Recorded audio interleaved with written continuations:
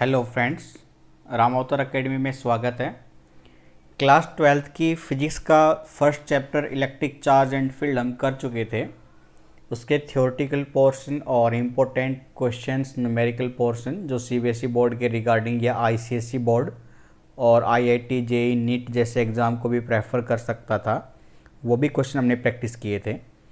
आज का हमारा जो टॉपिक है वो सेकेंड चैप्टर स्टार्ट करने वाले हैं हम, इलेक्ट्रोस्टैटिक पोटेंशियल एंड कैपेसिटेंस। ठीक है, काफ़ी अच्छा और काफ़ी इम्पोर्टेंट टॉपिक है, तो आप ब्रीफली इसको अच्छे से स्टडी करते हुए चलिए। कोई कन्फ्यूज़न हो या कोई डाउट रहे रिगार्डिंग किसी भी चीज़ के, तो आप हमें कमेंट बॉक्स में लिख सकते हैं, या फिर से मैं आपको रिमाइंड करा देता हूँ। हमारा व्हाट्सअप नंबर है 8397047104। इस नंबर पर भी आप व्हाट्सअप कर हमें अपनी क्वेरी भेज सकते हैं। जैसी भी पॉसिबल होगा आपकी पूरी हेल्प की जाएगी, ये अश्योरिटी के साथ हम आपको विश्वास दिलाते हैं। ठीक है, तो चलिए टाइम वेस्ट ना करते हुए अपने सेकंड चैप्टर को स्टार्ट करते हैं। तो सबसे पहले इसका एक छोटा सा इंट्रोडक्शन देखिए बच्चों। इंट्रोडक्शन में हम ये कह सकते हैं कि अगर मैं कोई एक चार्ज मान लूँ, मान लीजिए कोई यूनिट चार्ज मान लिया मैंने क्यू, इस चार्ज की वजह से इसके सराउंडिंग में कुछ इलेक्ट्रिक फील्ड रहेगी। आप मान सकते हैं इस बात को कि कोई चार्ज अगर कहीं पर प्रेजेंस है तो उस चार्ज के सराउंडिंग में इलेक्ट्रिक फील्ड भी रहेगी। तो मैं इलेक्ट्रिक फील्ड को दो तरीक़ों से डिनोट कर सकता हूँ।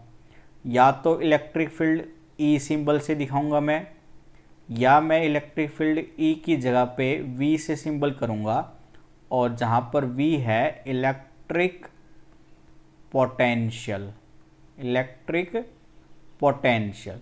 ठीक है, तो इलेक्ट्रिक फील्ड को मैं वेक्टर ई से भी डिनोट कर सकता हूँ और कैपिटल वी से भी। कन्फ्यूजन क्या है यहाँ पे आपको, जो आपको याद रखनी, कन्फ्यूजन नहीं होनी चाहिए। इलेक्ट्रिक फील्ड एक वेक्टर क्वांटिटी है बच्चों, लेकिन पोटेंशियल, इलेक्ट्रिक पोटेंशियल एक स्केलर क्वांटिटी है। ये आपको याद रखना चाहिए। ठीक है, यानी मैं ये कह सकता हूँ, अब इस प्लस क्यू चार्ज की वजह से किसी भी पॉइंट पी के ऊपर आप कोई भी एक पॉइंट ले लीजिए, उस पॉइंट पी पर अगर प्लस क्यू चार्ज की वजह से कोई इन्फ्लुएंस देखना चाहेंगे, तो वहाँ पर जो प्रॉपर्टी होगी उसको कौन डिफाइन करेगा? इलेक्ट्रिक फील्ड से भी डिनोट कर सकते हैं, या इलेक्ट्रिक पोटेंशियल वी से भी डिनोट कर सकते हैं। पॉइंट पी के ऊपर उस क्यू चार्ज की वजह से जो प्रॉपर्टी रहेगी। ठीक है, तो ये तो था आपका छोटा सा इन्फॉर्मेशन, यानी हम इलेक्ट्रिक फील्ड या पोटेंशियल दोनों को कंसिडर करते हुए चलेंगे। ठीक है, चलिए अब हम बात करते हैं कि इलेक्ट्रिक पोटेंशियल क्या है। ठीक है, इलेक्ट्रिक पोटेंशियल के बारे में थोड़ा सा जान लेते हैं। तो सबसे पहले मैं पोटेंशियल डिफरेंस को थोड़ा सा समझा देता हूँ, फिर उसके बाद हम इलेक्ट्रिक पोटेंशियल पर आएंगे। ठीक है, देखिए पोटेंशियल डिफरेंस, मान लीजिए आपका एक सोर्स चार्ज है प्लस क्यू।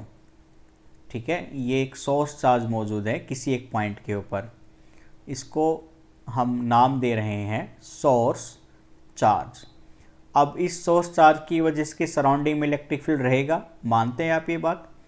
मैंने इस सोर्स चार्ज के रिगार्डिंग दो पॉइंट कंसिडर कर लिए, पॉइंट ए और पॉइंट बी, और मैं ये मानकर चल रहा हूँ कि ए और बी ये दोनों पॉइंट इस प्लस क्यू चार्ज की वजह से जो इलेक्ट्रिक फील्ड है उसकी रेंज में ही ये दोनों पॉइंट रखे गए हैं।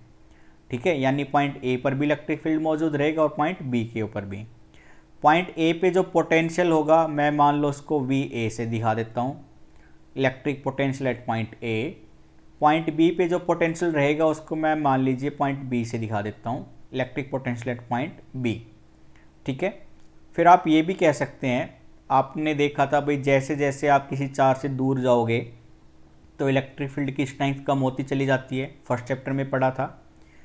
सिमिलरली मैं ये भी कह सकता हूँ कि बी पॉइंट पर जो पोटेंशियल है उसका मैग्नीट्यूड ज़्यादा है पोटेंशियल एट पॉइंट ए के, क्योंकि पॉइंट बी नियर है चार्ज के। ठीक है, इसमें कोई दो राय वाली बात नहीं है, समझ सकते हैं आप ये चीज़। चलिए अब मुझे निकालना था पोटेंशियल डिफरेंस। ठीक है, मुझे कैलकुलेट करना है पोटेंशियल डिफरेंस। पोटेंशियल डिफरेंस को मैं अभी V से ही दिखा रहा हूँ। तो पोटेंशियल डिफरेंस क्या होगा, देखिए, मान लीजिए पॉइंट A के ऊपर मैंने एक स्मॉल चार्ज रख लिया क्यू नॉट, जिसका मैग्नीट्यूड क्या है, प्लस चार्ज ही है। पॉइंट A पर रख लिया मैंने क्यू नॉट मैग्नीट्यूड का एक स्मॉल चार्ज। ठीक है, अब सोर्स चार्ज भी पॉजिटिव था आपका, और ये क्यू नॉट जो चार्ज है इसको मान लीजिए मैं कह देता हूँ ये चार्ज है हमारा टेस्ट चार्ज। सोर्स चार्ज और टेस्ट चार्ज दोनों सेम पोलैरिटी के हैं, यानी इन दोनों के बीच में एक फोर्स लगेगा और वो रहेगा रिपल्सिव, क्योंकि सेम चार्ज एक दूसरे को रिपेल करते हैं। ठीक है, तो क्यू नॉट पे रिपल्सिव फोर्स लगेगा, तो क्यू नॉट क्यू की वजह से अपोजिट डायरेक्शन में भागना चाहिए कुछ इधर। लेकिन मैं क्या करता हूँ, एक वर्क डन करूँगा, यानी क्यू नॉट के ऊपर कुछ इतना फोर्स लगा दूँ कि क्यू नॉट को पॉइंट A से पॉइंट B तक डिस्प्लेस करा दूँ। ठीक है, मैं किसी एक्सटर्नल फोर्स की हेल्प से पॉइंट क्यू नॉट, जो चार्ज क्यू नॉट है उसको पॉइंट A से मूव कराकर पॉइंट B तक ले आया। इसमें कोई वर्क डन करना पड़ेगा, हाँ करना पड़ेगा, क्योंकि भाई अपोजिट कर रहे हैं हम। भाई वो सोर्स चार्ज तो फोर्स लगा रहा था आपके राइट साइड में, लेकिन मैं एक्सटर्नल फोर्स की वजह से लेफ्ट साइड में लेके जा रहा हूँ, तो वर्क डन तो होगा ही होगा। तो मैं कह सकता हूँ वर्क डन हुआ है पॉइंट A से पॉइंट B आने पर।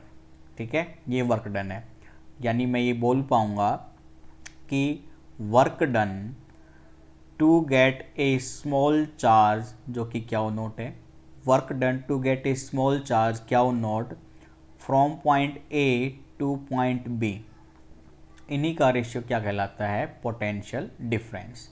यानी V को आप ऐसे भी लिख सकते हैं, potential difference at point B minus potential difference at point A। ये हो जाएगा हमारा पोटेंशियल डिफरेंस। ठीक है, ये किसी भी पॉइंट के ऊपर पोटेंशियल डिफरेंस है, जिसको मैं कह सकता हूँ कि स्मॉल चार्ज या टेस्ट चार्ज को पॉइंट A से B तक लाने में जो वर्क डन हुआ है वही पोटेंशियल डिफरेंस कहलाता है। ठीक है बच्चों, इस पोटेंशियल डिफरेंस की जो SI यूनिट है, ठीक है, SI यूनिट क्या रहेगी, वोल्ट। ये एक साइंटिस्ट थे हमारे, उनके सरनेम या उनके सरनेम के रेस्पेक्ट में उन्हें, उनका पूरा नाम तो एक्चुअल में अलेक्जेंड्रो वोल्ट था, तो उन्हीं के रेस्पेक्ट में हम पोटेंशियल डिफरेंस की SI यूनिट वोल्ट मानकर चलते हैं। क्लियर है। अब मैं ये भी कह सकता था भाई ये जो पोटेंशियल डिफरेंस है, PD से दिखा देता हूँ, पोटेंशियल डिफरेंस क्या होगा, वर्क डन होता है जूल में, वर्क डन की SI यूनिट जूल होती है, चार्ज की SI यूनिट होती है कोलम। ठीक है, तो ये पोटेंशियल डिफरेंस की SI यूनिट क्या है, वोल्ट। तो मान लीजिए मैं अगर 1 वोल्ट लिख कर चलूँ तो आपका ये क्या हो जाएगा, 1 जूल अपॉन में 1 कुलम। ठीक है, ये पॉइंट काफ़ी इंपॉर्टेंट है, आपको ये याद रखना है। ये डेफिनेशन में पूछते हैं, आपसे पूछेंगे 1 वोल्ट का मतलब क्या है। तो 1 वोल्ट क्या रहेगा, to carry a 1 coulomb charge from point A to point B। ठीक है, टू गेट या to carry a 1 coulomb charge from point A to point B we have to work of 1 joule. वही क्या कहलाता है, 1 volt. यानी 1 volt क्या हो जाएगा, 1 कुलम चार्ज को पॉइंट A से पॉइंट B तक लाने में 1 जूल का जो वर्क डन होता है उन्हीं का रेशियो कहलाता है 1 वोल्ट। ठीक है, ये था कुछ इंपॉर्टेंट पॉइंट। तो ये था हमारा बच्चों पोटेंशियल डिफरेंस के बारे में। अब इसी पॉइंट को, पोटेंशियल डिफरेंस को मैं पोटेंशियल में समझा देता हूँ आपको कि पोटेंशियल का मतलब क्या रहेगा। फिर देखिए, अब बात करते हैं हम पोटेंशियल की। ठीक है, तो देखिए बच्चों, पोटेंशियल में आपका जो पॉइंट A है ये इनफाइनाइट लोकेशन पर रहेगा। मैं मानकर चल रहा हूँ ये तो था हमारा सोर्स चार्ज जो कि क्यू से दिखा रहा है। पॉइंट B तो मेरा यहीं पर रहेगा। ठीक है भाई, B मेरा इन्फ्लुएंस है इलेक्ट्रिक फील्ड में, लेकिन पॉइंट A मेरा कहीं इनफाइनाइट पॉइंट पर है। एक इनफाइनाइट पॉइंट मतलब ऐसा पॉइंट जहाँ पर कोई भी इलेक्ट्रिक फील्ड मौजूद नहीं है, तो वो पॉइंट इनफाइनाइट पॉइंट पर ही कहलाएगा। उस केस में पोटेंशियल डिफरेंस क्या हो जाएगा बच्चों, V B minus V A था, वी ए हो गया 0, वर्क डन को W से ही दिखाएंगे, और to get a small unit charge Q naught, यानी पोटेंशियल हो जाएगा आपका work done to get a small या test charge from infinity point to a given point which is at the presence of an electric field. यानी potential हो गया किसी small charge Q naught को इनफाइनाइट पॉइंट से point B तक लाने के लिए जो वर्क डन होता है वही क्या कहलाएगा, पोटेंशियल। जहाँ पर इनफाइनाइट पॉइंट पर कोई इलेक्ट्रिक फील्ड इन्फ्लुएंस नहीं है, लेकिन पॉइंट बी के ऊपर इलेक्ट्रिक फील्ड का इन्फ्लुएंस मौजूद रहेगा। ठीक है, ये था पोटेंशियल। सिमिलरली आपको एक पॉइंट याद रखना है भाई, ऊपर जो हमने पोटेंशियल डिफरेंस में आपको समझाया था, उस केस में आपको ये याद होना चाहिए। ठीक है भाई, एक सेकेंड मैं थोड़ा सा जूम इन कर लेता हूँ इसको।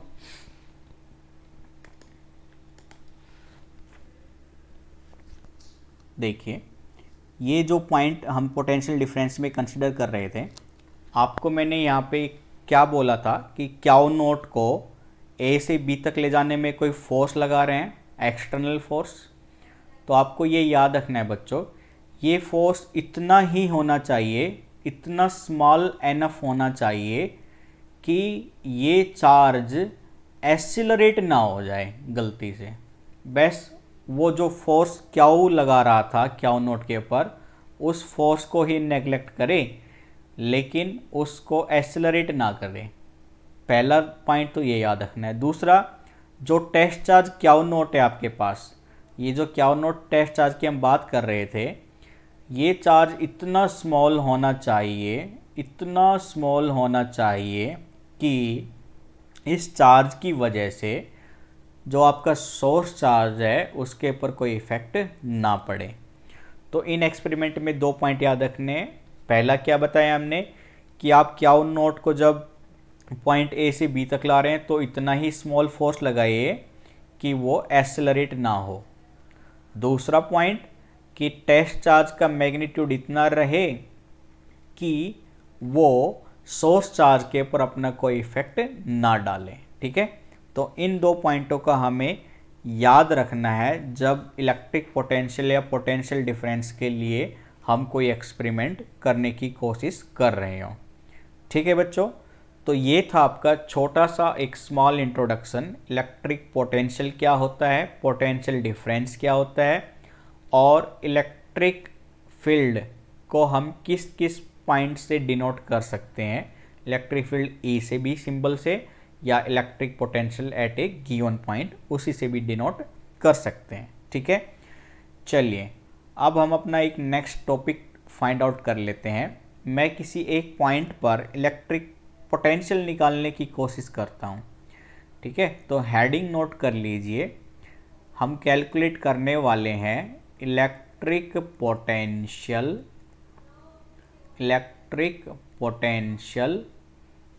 एट a point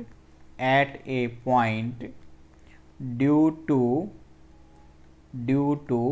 source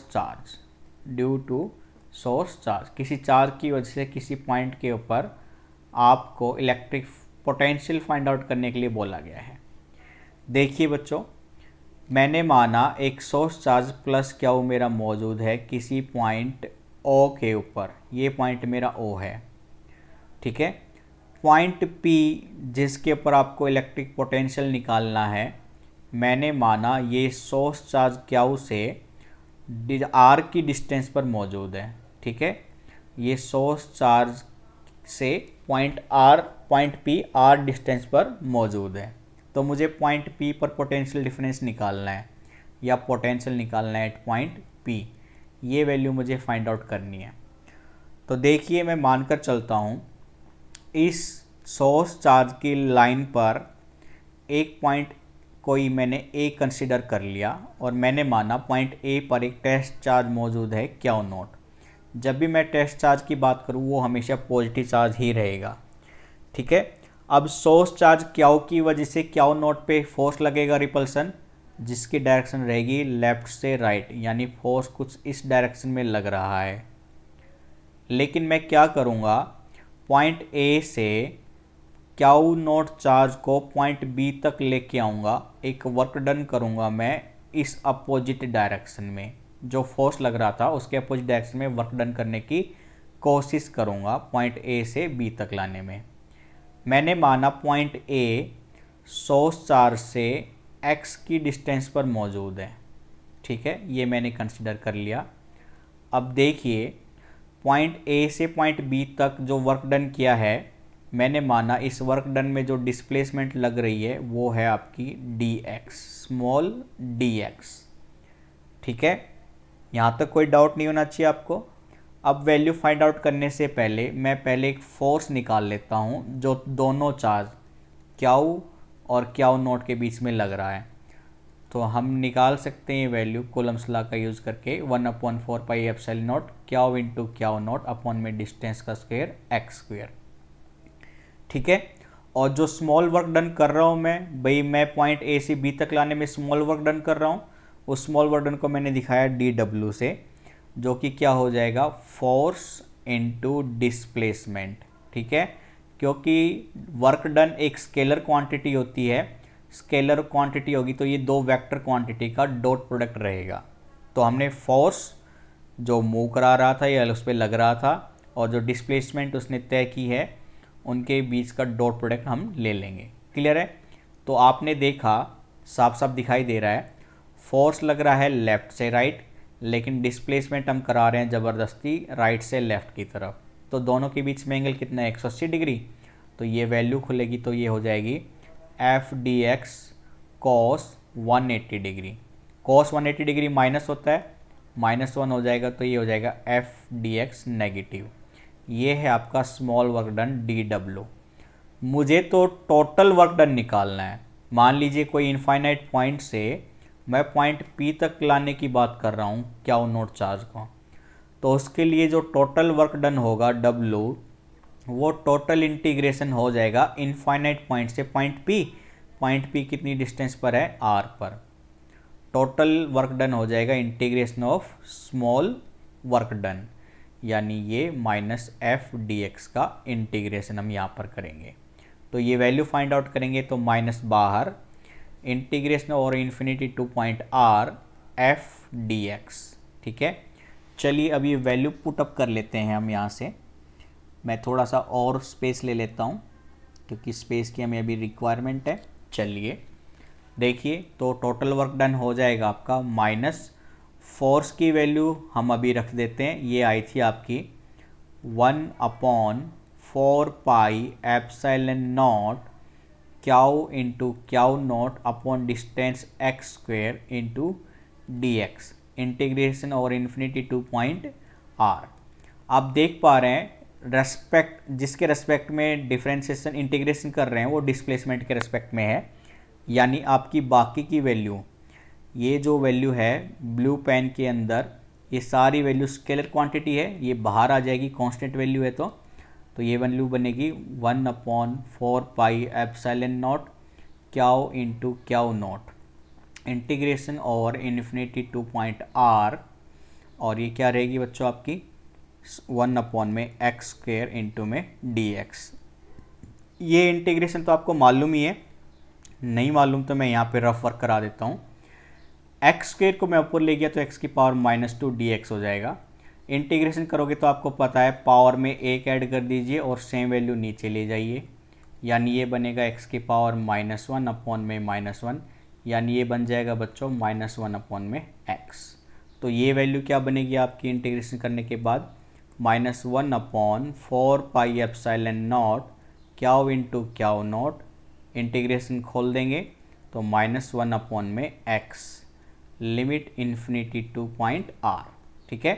ये माइनस बाहर आएगा तो माइनस माइनस प्लस हो जाएगा, ये वैल्यू बनेगी 1/4 pi epsilon naught q into q naught 1/x, limit infinity to point R, ठीक है। चलिए आगे देखते हैं इसमें क्या करना है अभी हमें। तो ये वैल्यू मैं लिमिट पुट कर देता हूँ, वैल्यू बनेगी आपकी 1/4 pi epsilon naught q into q naught upper limit 1/r minus lower limit 1/∞। 1/∞ आपको मालूम ही है, ये वैल्यू हो जाएगी 0, तो ये केस बनेगा आपका 1/4 pi epsilon naught q into q naught 1/r। तो टोटल वर्क डन आपका आएगा बच्चों 1/4 pi epsilon naught q into q naught upon में r। ये है आपका टोटल वर्क डन, ठीक है। और आपको तो पोटेंशियल निकालना था पॉइंट P पर, तो पॉइंट P पर इलेक्ट्रिक पोटेंशियल क्या होगा, जो वर्क डन हुआ है इनफाइनाइट पॉइंट से पॉइंट P तक लाने में, किसको, क्याउ नॉट चार्ज को। तो वर्क डन की वैल्यू रखेंगे हम 1/4 pi epsilon naught q into q naught upon में r डिवाइड करेंगे टेस्ट चार्ज क्याउ नॉट से, तो ये वैल्यू कैंसिल आउट। तो ये वैल्यू बनेगी बच्चों potential at point P 1/4 pi epsilon naught q upon में r। ये है उस पॉइंट P के ऊपर इलेक्ट्रिक पोटेंशियल, ठीक है। उस पॉइंट P के ऊपर जो पोटेंशियल है उसकी वैल्यू है 1/4 pi epsilon naught q upon में r, ठीक है। दूसरा आपको जो इम्पोर्टेंट पॉइंट यहाँ से याद रखना है वो ये कि Vp इन्वर्सली प्रोपोर्शनल है डिस्टेंस के, यानी मैं ये कह सकता हूँ potential at point P inversely proportional है डिस्टेंस के। ये एक स्फेरिकल सरफेस को दिखाता है। कैसे, अगर ये आपका चार्ज मौजूद था तो इसका स्फेरिकल सरफेस कुछ इस तरह से होगा, जिसकी रेडियस मान लीजिए मैं मानकर चलता हूँ r, यानी इस चार्ज से, सोर्स चार्ज से r की कोई भी डिस्टेंस पर आप चले जाएं तो उस पॉइंट पर पोटेंशियल आपका क्या रहेगा, सेम। यानी ये भी r की दूरी पर है, तो पॉइंट A पर और पॉइंट B पर अगर मैं पोटेंशियल की बात करूं तो वो क्या रहेगा, इक्वल रहेगा, क्योंकि जो r डिस्टेंस है वो एक स्फेरिकल सरफेस को दिखा रही है। तो आपको ये पॉइंट भी कंसिडर कर चलना है आगे क्वेश्चन के लिए। तो पॉइंट P के ऊपर इलेक्ट्रिक पोटेंशियल है हमारा 1/4 pi epsilon naught q upon में r, ठीक है। ये आपका डेरिवेशन का एक इम्पोर्टेंट पॉइंट था। तो आज की क्लास को हम यहीं पे फिनिश करते हैं। इसके बाद ही हम कल electric potential due to dipole को कंसीडर करेंगे, और जैसे जैसे न्यूमेरिकल पोर्शन आना शुरू होगा हम उसके क्वेश्चन को भी प्रैक्टिस करते हुए आगे बढ़ेंगे, ठीक है बच्चों। तो सेशन को ज़्यादा से ज़्यादा शेयर कीजिए, लाइक कीजिए और चैनल को सब्सक्राइब कीजिए। तो आज के लिए हम इतना ही रखते हैं बच्चों। Thank you, bye bye, take care.